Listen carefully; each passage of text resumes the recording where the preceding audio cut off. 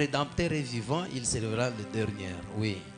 Parce que si nous regardons bien celui qui avait déclaré cette parole, c'était Job. Après une dure souffrance, une longue période de souffrance, après la perte de beaucoup de choses.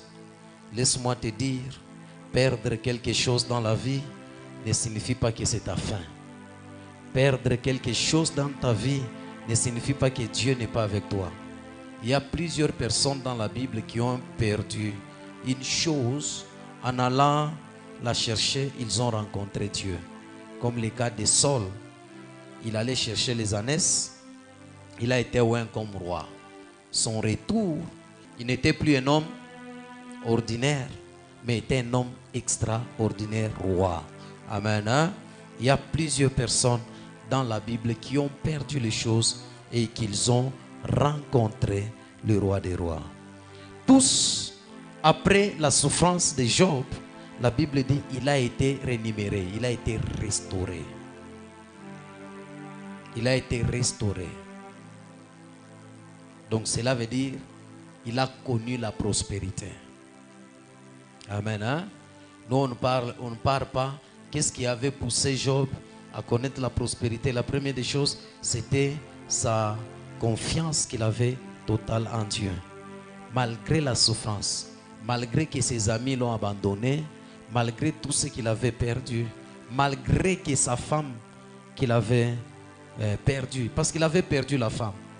Quand la femme n'est pas avec toi, tu l'as déjà perdu. Quand le cœur de la femme n'est pas attaché à ton cœur, tu l'as déjà perdu. Même celles qui sont mariées sont témoins. Lorsque la femme, son cœur est déjà parti, tu l'as déjà perdu. Son cœur peut être, il pense à une autre personne. Quand la femme commence à te pousser à commettre des erreurs, donc son cœur est déjà parti. Une femme qui aime une personne ne peut jamais pousser son homme à commettre des erreurs. Ou ne peut jamais détruire son homme. Si vous voyez une femme en train de détruire son homme, il ne l'aime plus et il n'est pas avec lui. Il pense à autre chose. Amen. Hein? Parce que nous les hommes, on ne compte pas sur le matériel, mais la femme compte beaucoup sur le matériel. Elle compte sur sa sécurité financière, matérielle. Elle compte sur l'affection et tout. Mais si elle commence à détruire, à faire du mal, donc son cœur n'est plus. Job avait presque tout perdu. Mais à la fin, il a été restauré. Et il a prospéré. La première des choses, sa confiance en Dieu. Malgré la douleur. Malgré toutes les choses qu'il avait perdues. La deuxième des choses, Job continuait toujours à faire le bien malgré sa souffrance. Il continuait toujours à faire le bien, à vivre dans l'intégrité. Quand nous lisons dans Job chapitre 1, je crois, 7 à 8, as-tu remarqué? As-tu remarqué? Voir et remarquer, c'est des choses différentes. Je peux voir, mais je ne remarque pas. Le remarque, c'est faire attention. Le remarque va à la découverte. Donc, la maman qui est ici, elle est habillée comme ça, elle est comme ça, elle est comme ça, elle est comme ça, elle est comme ça. Même si je pars, je peux décortiquer comment je vis la personne. Nous sommes ensemble, hein? Mais voir, je peux dire, non, je vis une personne. Je vis. Et Dieu a dit, as-tu remarqué? Réellement, tu l'as remarqué. Donc, Dieu voulait susciter quelque chose en Satan. De savoir, pas seulement remarquer la personne elle-même physique, mais voir sa prospérité. C'est ce que Dieu voulait que le diable parle. Il dit, as-tu remarqué ses enfants, son mariage, les troupeaux? Après, il continue, il dit ceci, un homme intègre, craignant Dieu et se détournant du mal. C'est ce qui faisait la force de la prospérité de Job. Il craignait Dieu, il se détournait du mal, il était un homme intègre. Et ses troupeaux couvraient la ville. Amen. Hein? Pourquoi? Il était un homme. Malgré la souffrance, il continuait toujours à vivre, à pratiquer la même chose. Il y a des personnes qui viennent à l'église lorsque tout va bien. Et les jours où ça va bander, il arrête. Il ne va jamais connaître la restauration et la prospérité après. Amen. Hein? Si Job est arrivé à dire mon rédempteur est vivant, il se révélera le dernier. Donc c'est une confiance totale qu'il avait en Dieu. Laisse-moi vous dire, il avait des plaies. Hein? Il avait tout perdu et il avait des plaies. Quelle femme peut accepter? On a toujours dit ceci. Il y a un adage qui dit ceci. On connaît une femme fidèle lorsque il traverse dans la misère. Lorsqu'il traverse dans des difficultés énormes. Là, on va découvrir ou savoir si cette femme est fidèle à son mari. Amen. Hein? Et on connaît un homme fidèle à sa femme lorsqu'ils sont dans l'abondance. Lorsqu'ils ont beaucoup d'argent. Lorsqu'ils commencent à bien s'habiller. Lorsque toutes les femmes commencent à les regarder. Lorsque toutes les femmes commencent à appeler, monsieur, bonjour, monsieur, vous allez bien. Là, on va voir. Amen. Hein? La femme de Job était attachée à Job par les biens. Le jour que le malheur est arrivé, elle s'est révoltée. Maudit Dieu, maudit, maudit, maudit. Amen. Hein?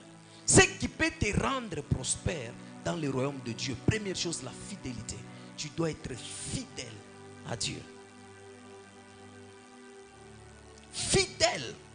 Dans la fidélité, il y a l'obéissance. Quand quelqu'un n'est pas fidèle, il ne va pas obéir. Quand quelqu'un n'est pas fidèle, il ne sera pas soumis plutôt. Amen. Hein? As-tu remarqué? Donc cela veut dire, regarde comment il est. Alors, Satan vit, ok. Donc cela veut dire, cet homme craint Dieu, c'est parce qu'il est prospère. Amen. Hein? Tu suis Dieu pourquoi? Quelle est ta motivation? Hein? Tu suis Dieu parce que tu es béni? Parce qu'il te bénit? Il te guérit? Il te nourrit? Il te vêtu? Il fait quoi?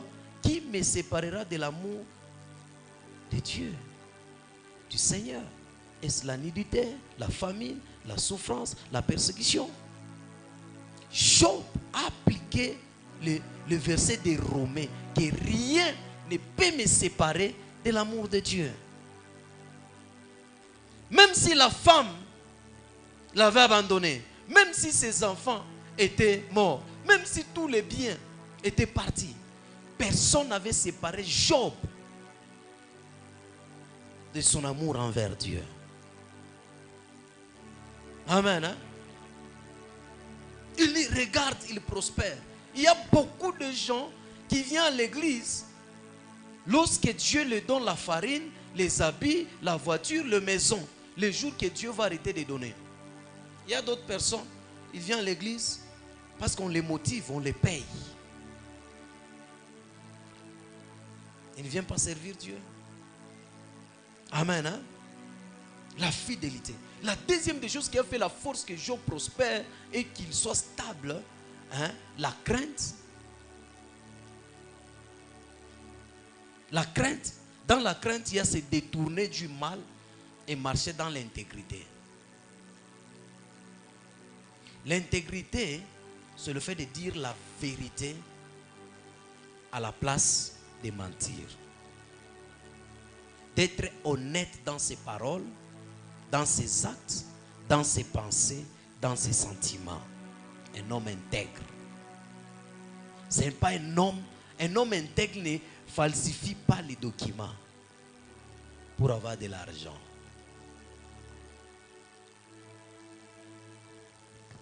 La Bible dit, errer les enfants d'un homme intègre après lui. Donc quand tu es intègre, tes enfants seront heureux. Regardez cet homme, il était fils de prophète. Fils de prophète, la Bible dit, il craignait Dieu, mais une chose, il n'était pas intègre, il n'était pas honnête dans le dette. Il est mort avec la dette d'autrui. On est venu réclamer ses enfants pour en faire des esclaves. C'est pourquoi vous allez voir beaucoup des enfants souffrent, même si ton père était pasteur, mais tu souffres. Pourquoi? Est-ce qu'il était intègre dans ce qu'il faisait? Oh, mon père était pasteur. La souffrance, est-ce qu'il était intègre réellement? Il craignait Dieu? Amen. Hein? C'est pourquoi j'ai toujours conseillé à nos frères qui travaillent chez Cadastre, DGM, DGI, DGRAD, douane, je ne sais pas, dans le service de l'État. Ils doivent être intègres. Il y a surtout les gens de Cadastre, ils prennent les documents de cette parcelle, ils vont ici, et puis il est diacre, ancien dans l'église. C'est pourquoi je dis, l'église souffre aujourd'hui parce que nous n'avons pas de chrétiens. Nous avons des personnes nées dans des familles chrétiennes.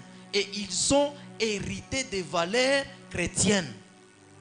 Et c'est sur base des valeurs chrétiennes, ils s'appellent chrétiens.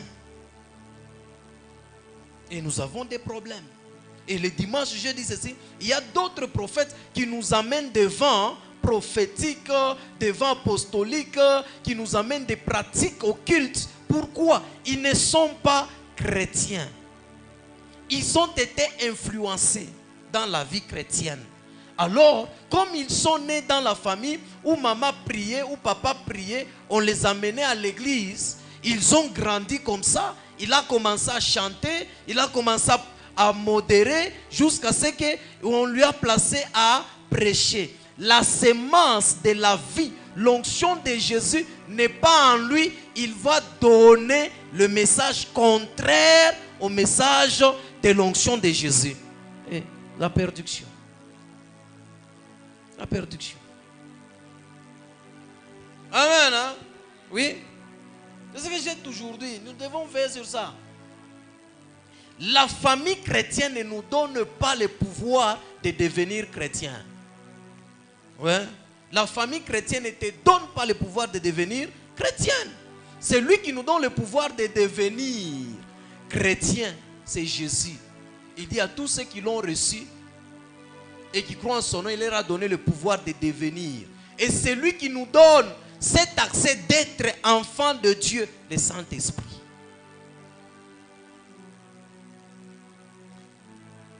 Amen.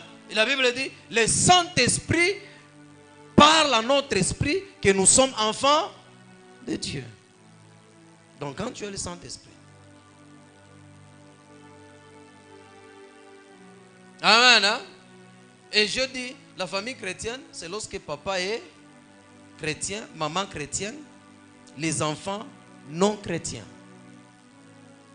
Alors les enfants, malgré ils ont des valeurs spirituelles, comme le jeune homme riche, il a besoin de faire sa rencontre avec Jésus.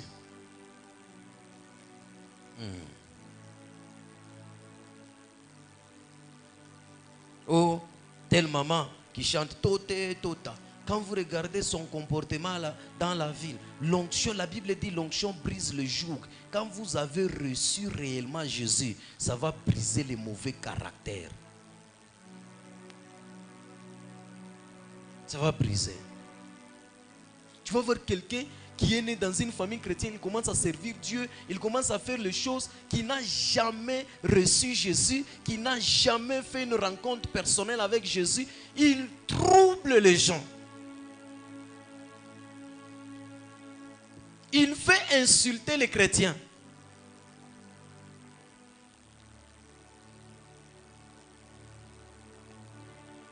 Amen. Hein? Quand quelqu'un est dans une famille, papa n'est pas chrétien. C'est maman qui est chrétienne, c'est maman qui prie. Cet enfant n'est pas né dans une famille chrétienne. Et elle est née dans une famille où maman prie. Papa ne prie pas.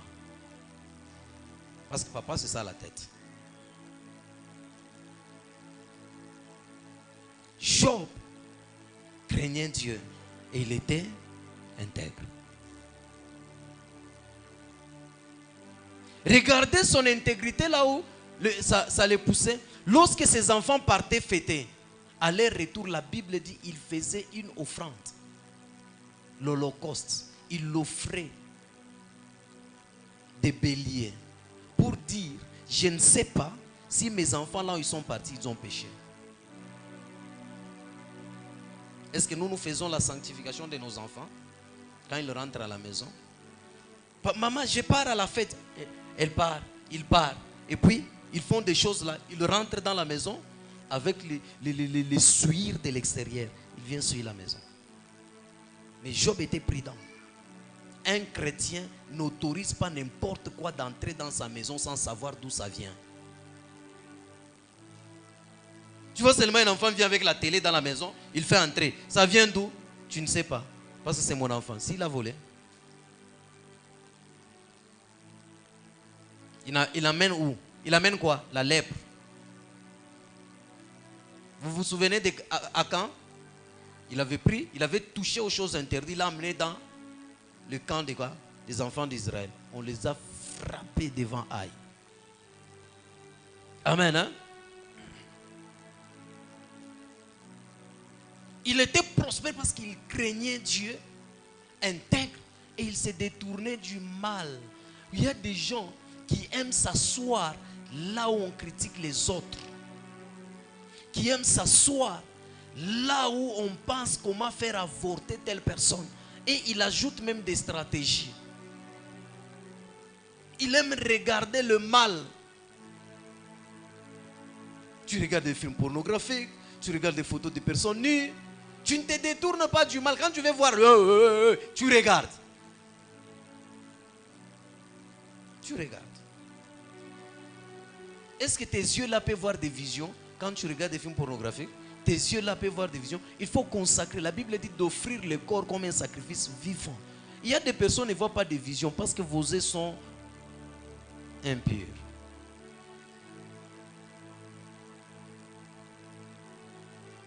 Dieu nous montre des visions lorsque nos yeux sont sanctifiés, sont consacrés. Tu dois consacrer ton corps. Amen. Hein? La troisième des choses, savoir planifier. 2025. Là, moi, je ne parle plus de 2024.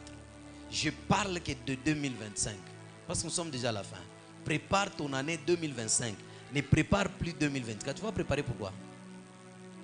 Parce que déjà la semaine prochaine, nous serons les 20e. Les 8 ou les 7. Les mercredis de la semaine prochaine, ce sera les 8. Hein? Nous sommes ensemble. Hein? Il faut savoir planifier. Tu ne peux pas prospérer si tu ne planifies pas. Si tu ne planifies pas ta vie, tout ce que tu trouves, tu manges. Tu ne t'assois pas. On va nous lire Genèse 41, 33 à 37.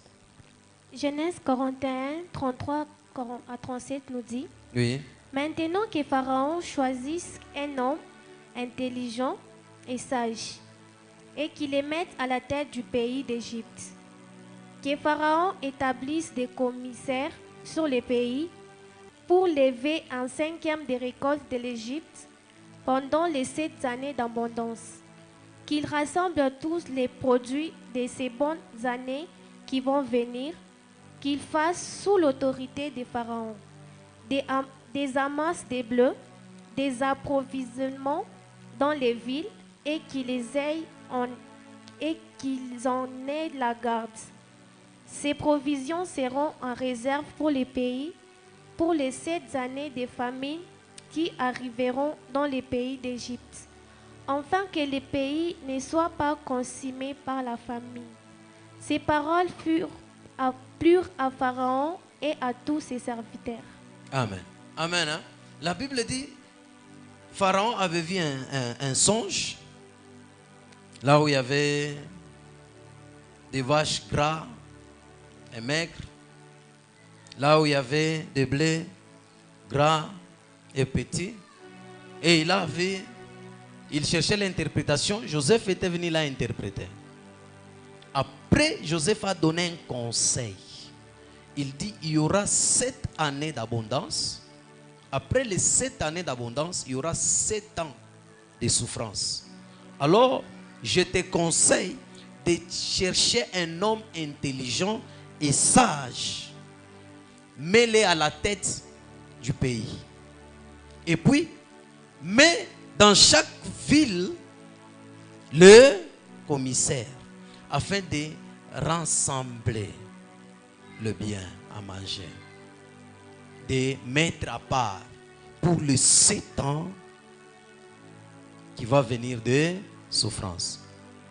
Et Pharaon a pris la décision de mettre Joseph à la tête.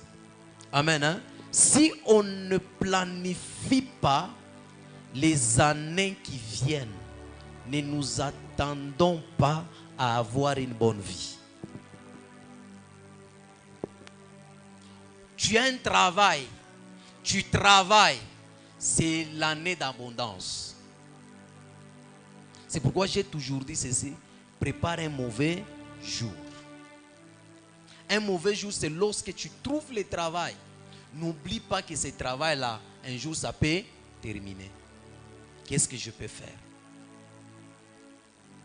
Tu as une boutique, tu vends les habits. Sache que tu peux rechuter. Tu as ton capital, on peut t'escroquer. Après cela, qu'est-ce que je peux faire? Lorsque tu constates que tu traverses une période d'abondance, des années d'abondance, ne sois pas aveuglé par l'argent ou les biens que tu gagnes. Mais il faut planifier.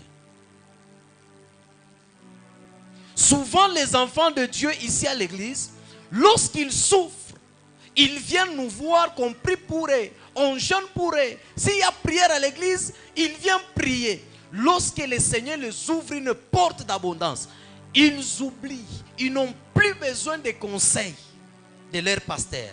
Ils n'ont plus besoin de prier, mais en oubliant qu'il y a un mauvais jour. Il y a 7 années de famine. La Bible dit, il y a un temps pour tout. Un temps de pleurer, un temps de chanter, de naître, de mourir. Maintenant, les mauvais temps là, il faut les préparer. Dieu, lorsque Dieu ouvre une porte à une personne d'abondance, une porte qui peut faire entrer quelqu'un dans sa destinée, la personne doit saisir les opportunités. S'il ne saisit pas, si la personne là ne saisit pas les opportunités, qu'est-ce que ça va se passer? Dès qu'il chute, il a au moins 6 ans de restauration pour qu'il soit restauré. Amen. Hein? Dieu a prévenu à Pharaon qu'il y a 7 années qui viennent. D'abord, avant que les 7 années arrivent, il y a 7 années d'abondance et 7 années aussi de misère. C'est pourquoi chaque jour de notre vie, nous avons toujours besoin du conseil de Dieu. Mais chaque jour. Pharaon devrait s'arrêter. Il dit, ah, j'ai rêvé. Comme ces gens ici n'arrivent pas à interpréter, c'est un songe. Bon. Non. Vous savez, un rêve, un songe qui vient de Dieu. La première des choses pour savoir que ce que je viens de voir vient de Dieu, ça va te tourmenter. Tu vas te réveiller comme ça, tourmenté. Tu n'auras pas la paix. Seulement lorsque tu vas te rappeler et lorsque tu auras l'interprétation, c'est alors que tu auras la paix. Amen. Hein? Et Joseph a interprété, il dit non, cherche des hommes intelligents. Tu as besoin de demander l'intelligence et la sagesse de Dieu. Chaque jour de ta vie. On te paye $100, qu'est-ce que tu fais? Tu planifies quoi? Tu as les enfants, ils doivent étudier, tu dois payer la maison. À part payer la maison, il y a des années qui se préparent devant toi. Ne pense pas que tu resteras debout longtemps. Toutes les personnes que vous voyez connaissent des zones de tribulation. Est-ce que tu te prépares de ça?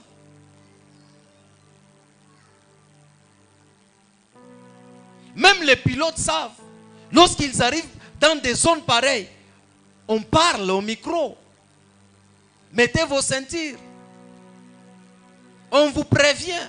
Donc cela veut dire la vie. On ne la vit pas quand tu te réveilles, tu commences à marcher. On ne la vit pas quand tu pars au travail. C'est pour manger, pour se réjouir, fêter. Non, la vie est faite de haut et de bas. Mais lorsque tu seras en bas, les bas se préparent quand tu seras en haut. N'attends pas de préparer les bas quand tu seras en bas, tu ne sauras pas. Il dit, quand je marche dans la vallée de l'ombre et de la mort, je ne crains aucun mal. Pourquoi?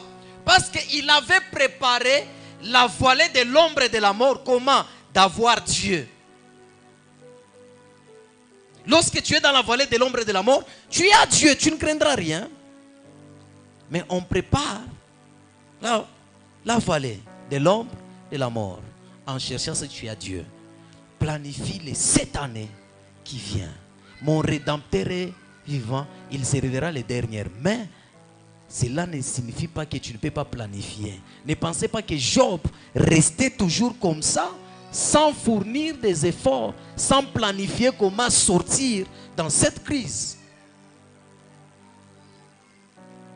Amen. Hein? Donc cela veut dire, il dit, cherche un homme intelligent, un homme sage, et établis-le à la tête. Et établis aussi le commissaire sur le pays. Pour lever les 1/5 des récoltes. Cela veut dire, tout ce que tu gagnes, on ne mange pas tout. Amen. Hein? On mange une partie et on épargne une partie. Il dit d'élever les 1/5 des récoltes de l'Égypte pendant les 7 années d'abondance. Lorsque tu traverses un temps, une période d'abondance, commence à soutirer dans ce que tu gagnes quelque chose, mets à part pour préparer les jours mauvais, les 7 années de souffrance. Amen. Hein? Les gens oublient, hein? Lorsque tu es béni, même Dieu dit, hein, il dit, priez sans cesse pour que vous ne tombez pas en tentation. Priez sans cesse pour que vous ne tombez pas. Et vous allez comprendre que toutes les bénédictions de Dieu dans la Bible sont au futur. Oui, le bonheur et la grâce m'accompagneront. M'accompagneront.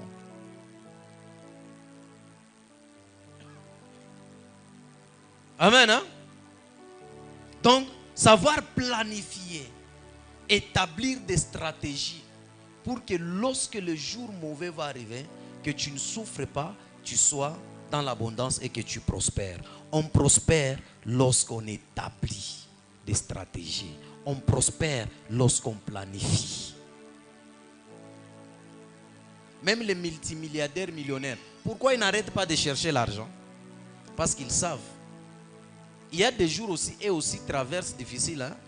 Mais la meilleure des choses, ils ont déjà, je vais donner à la fin ce qu'ils ont déjà fait. Amen. Hein? 4e des choses, n'épargnez pas. L'épargne à l'excès appauvrisse. Donc, l'épargne à l'excès. On va nous lire Proverbe 11, 24 à 26. Proverbe 11, 24 à 26 nous dit, oui. Tel qui donne libéralement devient plus riche. Oui. Et tel qui épargne à l'excès ne fait que s'appauvrir. Oui. L'âme bienfaisante sera rassasiée et celui qui arrose sera lui-même arrosé. Oui. Celui qui retient les blés est maudit du peuple. Oui. Mais la bénédiction est sur la tête de celui qui les vend. Amen. Hein? La Bible nous dit ceci, épargner à l'excès appauvrisse. Donc cela veut dire, quelqu'un qui épargne sans objectif ou sans planifier. Quelqu'un va se dire, j'épargne l'argent, j'ai besoin d'atteindre $1000 pour commencer les affaires. Épargner à l'excès, cela veut dire, quelqu'un qui épargne l'argent qu'il a à faire fonctionner dans les activités, dans les affaires, mais lui met ça dans la banque. Il sera pauvre. Tu as $3000. Les $3000 là peut t'aider à commencer quelques activités. Mais toi, tu mets ça dans la banque. Ou quelqu'un qui se dit, j'ai besoin de $1000, il commence à mettre $100, 200, $1000, il continue encore. Donc il met à l'excès, sans faire fonctionner l'argent. Les banques que vous voyez appauvrissent plusieurs personnes lorsque vous épargnez à l'excès. Et il fait fonctionner cet argent que vous déposez. Ton argent là que tu déposes à la banque, on travaille avec et gagne. Tu les aides et à prospérer. Amen. Hein? Nous sommes ensemble. Hein? C'est lui qui épargne à l'excès s'appauvrisse. N'épargnez pas à l'excès, mais tandis que multipliez. Multipliez. Avant d'épargner, ayez les objectifs. Ayez un but à atteindre. J'ai besoin d'autant d'argent pour faire ça. Nous sommes ensemble. Hein? La cinquième des choses, investissez. Investissez l'argent. N'épargnez pas.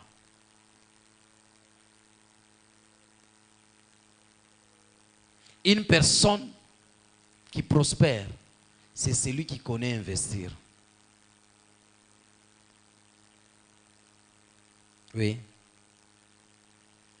Ne laisse pas ton argent comme ça en désordre.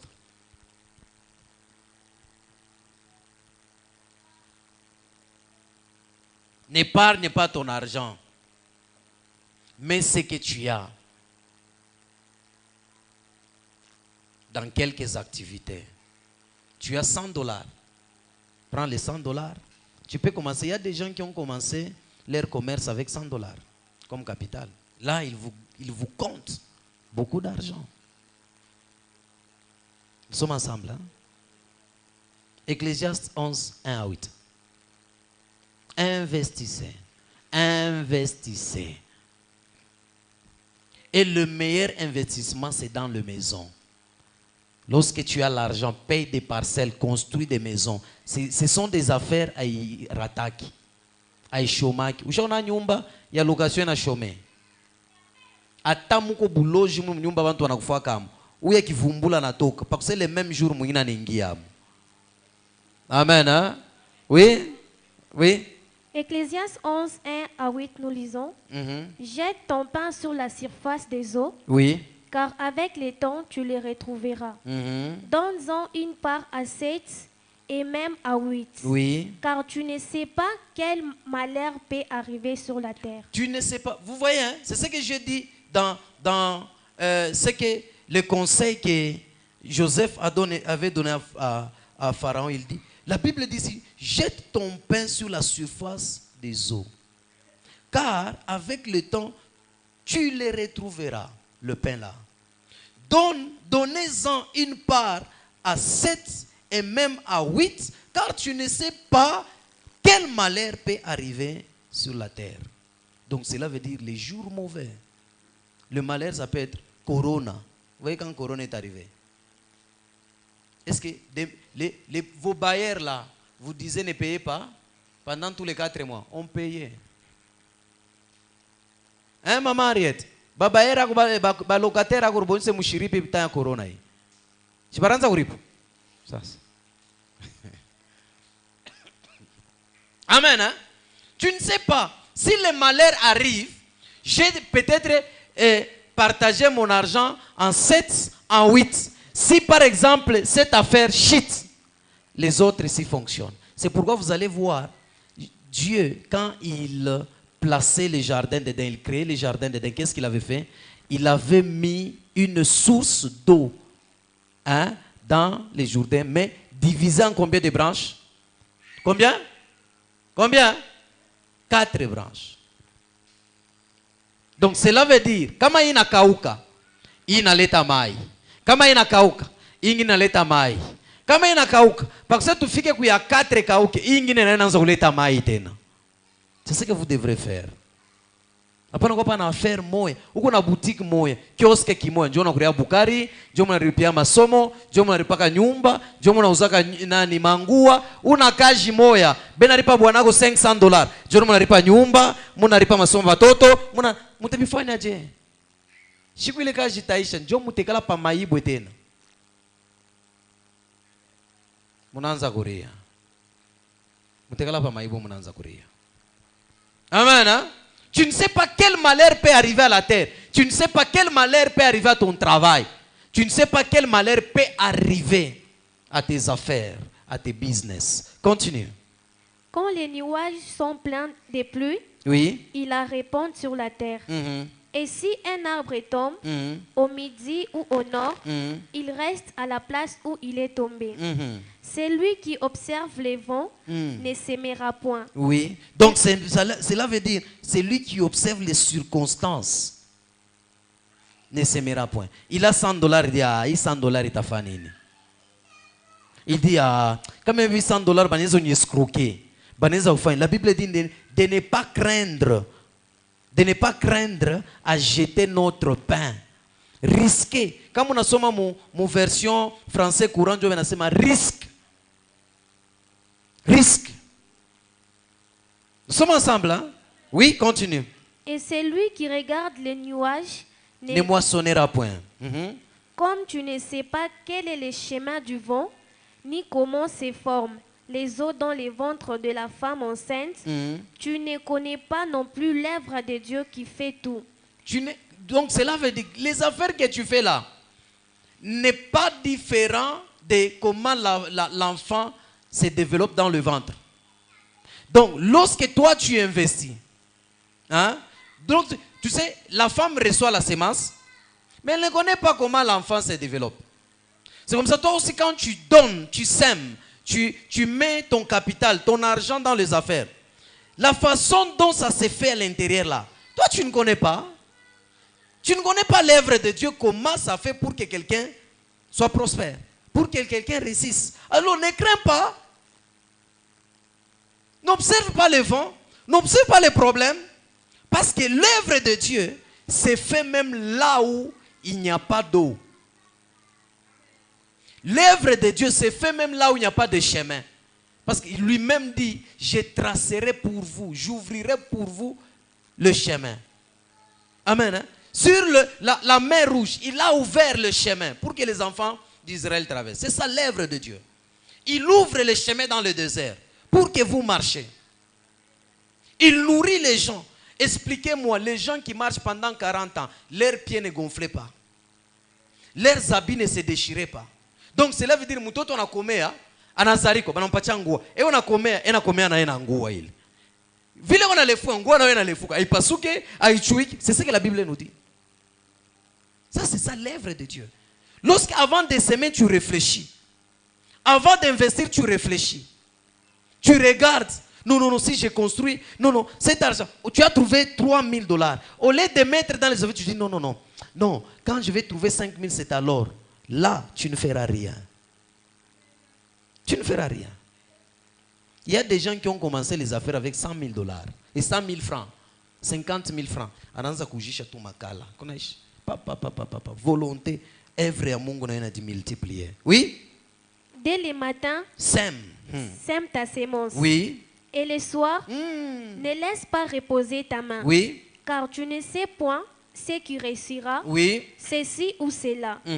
Ou si l'un et l'autre sont également bons. Oui. La lumière est douce et il est agréable aux yeux de voir le soleil. Oui. Si donc un homme vit beaucoup d'années, qu'il se réjouisse pendant toutes ces années et qu'il pense aux jours des ténèbres qui seront nombreux, tout ce qui arrivera est vanité. Amen. Hein? Donc cela veut dire, la Bible dit ceci. Dès le matin, sème, mais le soir, ne te repose pas. Mais ici, les chrétiens, ils ne travaillent pas. Le juste vivra par la foi. Un verset qui rend pauvre plusieurs chrétiens. Le juste vivra par la foi. Est-ce que c'est toi qui consommes la foi? C'est Jésus qui est le consommateur de notre foi. Lui, quand il mange, il consomme la foi, il est rassasié. Mais toi, la foi n'exclut pas d'aller travailler. La Bible dit à la foi ajouter la vertu, la puissance. À la vertu ajouter la science, à la science ajouter la foi seule ne suffit pas.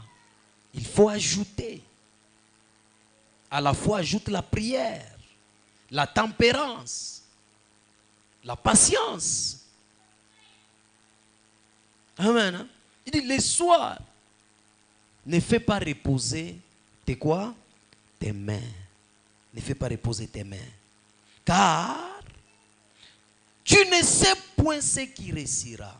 Ceci ou cela. Vous voyez? Donc cela veut dire il y a toujours qui t'achine, l'échec n'est pas un péché. L'échec n'est pas un péché. Il y a d'autres échecs, c'est une formation.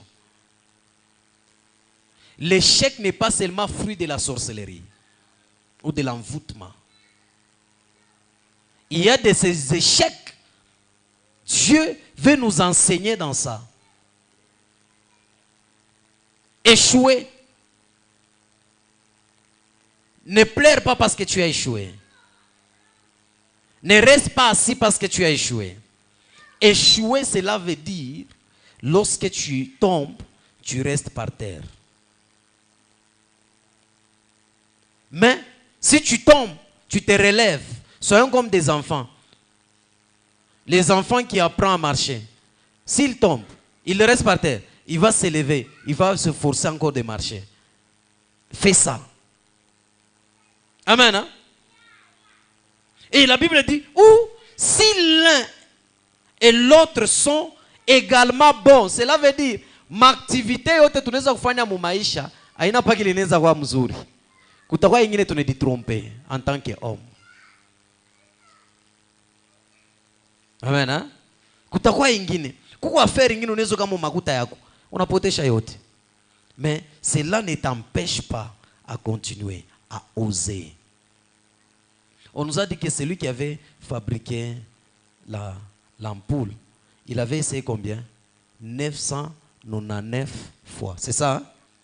Il avait au moins essayé 999 fois pour que tu aies une ampoule na waka. Ampoule. Alishindo 999 fois. Anafanya kwanza inalabika. Ya pili inalabika. Ya tatu 999 fois. Kurubakia 1 yene 1000. Ya 1000 ndio anaweza.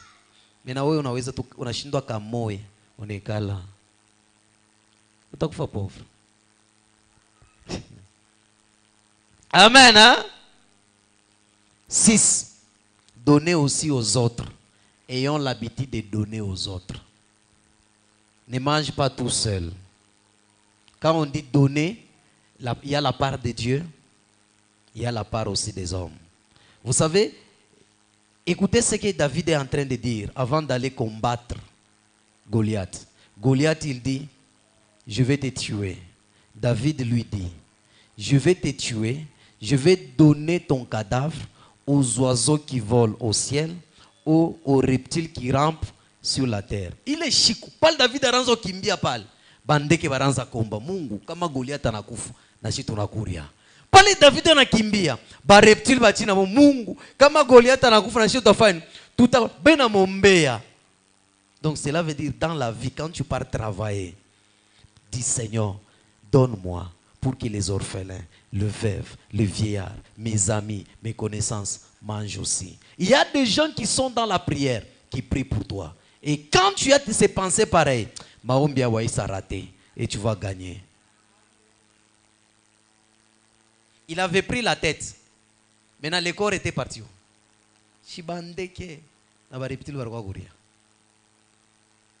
Dans chaque chose qui est la part de Dieu et la part des autres, tout ce que Dieu te donne, pense aux autres. Pense aussi à Dieu. Amen. Hein? Nous allons prier. Nous allons prier.